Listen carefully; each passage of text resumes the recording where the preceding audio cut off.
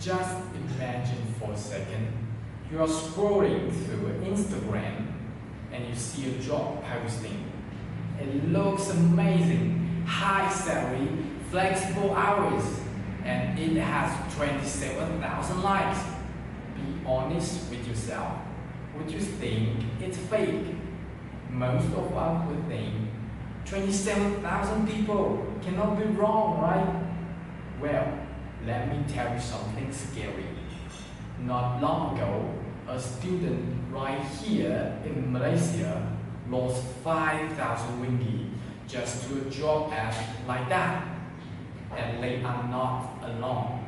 According to a 2025 study by Abdullah and his colleagues, nearly 63.4% of young people admit they cannot receive the advertisement promising easy money. We are living in a digital minefield. Today, I want to talk to you about why we fall for this. My thesis is simple. Digital scammers are violating the ethical principle of honesty and transparency. They use fake credentials and algorithmic pressure to trick us. But don't worry, in the next few minutes, we are going to break down two specific tactics they use: fake endorsement and bandwagon pressure. Finally, I will show you how to build a verification shell to protect your right. Let's start with the first trick, the mask, or as we call it in the public speaking ethic, the violation of honesty principle. Scammers know we trust experts, so they fake it. In our textbook, Kate and Duisberg warn us that inappropriate testimony rely on goodwill rather than expertise.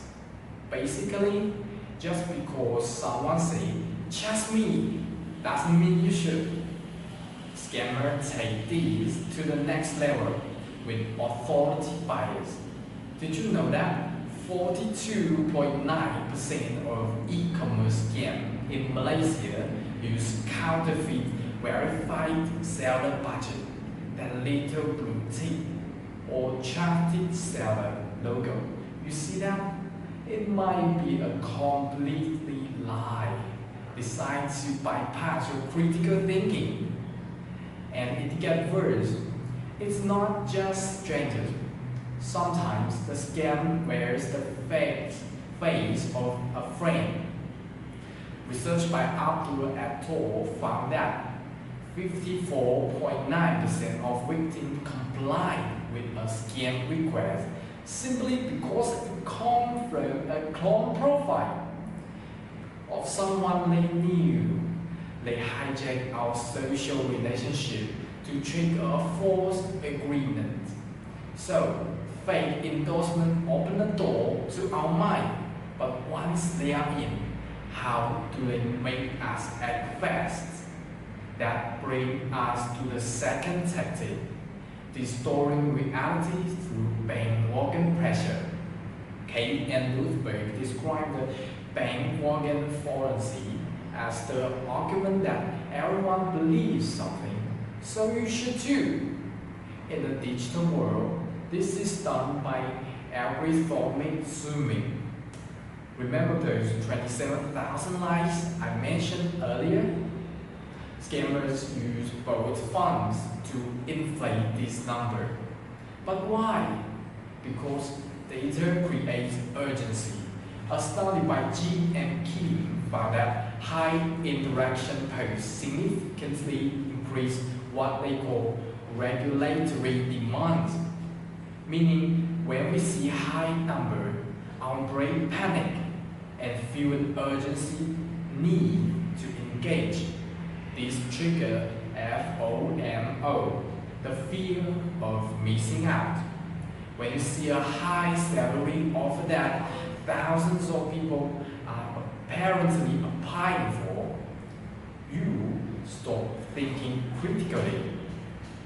In fact, 65.5% of job scam victims cite high salary offer as the main reason of they fell into the trap.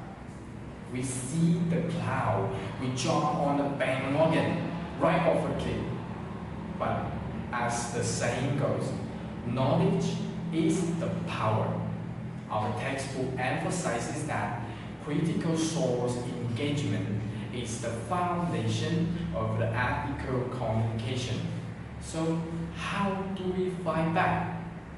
We need to use the triangulation and regulatory shells. Here's your 3-point verification strategy. Point 1. Entity validation. Don't trust the Instagram bio. Go to the SSM registry. If that business offering you a job isn't registered there, just run. Point 2. Content verification. If it's a health claim or an event, check official government apps like NY Sejahtera. Point 3. Financial due diligence. This is the most important one. Before you transfer a single cent, go to the SmartView portal. You can check if the bank account has been flagged or fraud. Data show that proactive verification like this can reduce fraud compliance by 68.3%. That's huge. Also, keep this shell ready. The CCID Scam Response Center and the NSRC 997 hotline. If you suspect something, just call 997 immediately. Finally, adopt the protocol from RCB Bank. Stop the click. Think about the source. Verify the details. To work things out, we have seen how scammers violate the honesty principle with the fake badges, how they manipulate the bandwagon effect with inflated likes, and how we can use tools like SSM and SmartView to protect ourselves. We must recognize these tactics for what they are: ethical violation. But we are not helpless. By activating our critical thinking, we protect our rights as a digital citizen.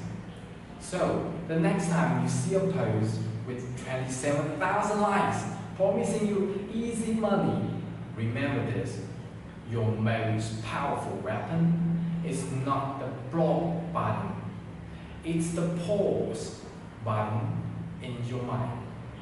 Before you tap, remember, stop, think, and verify. Thank you.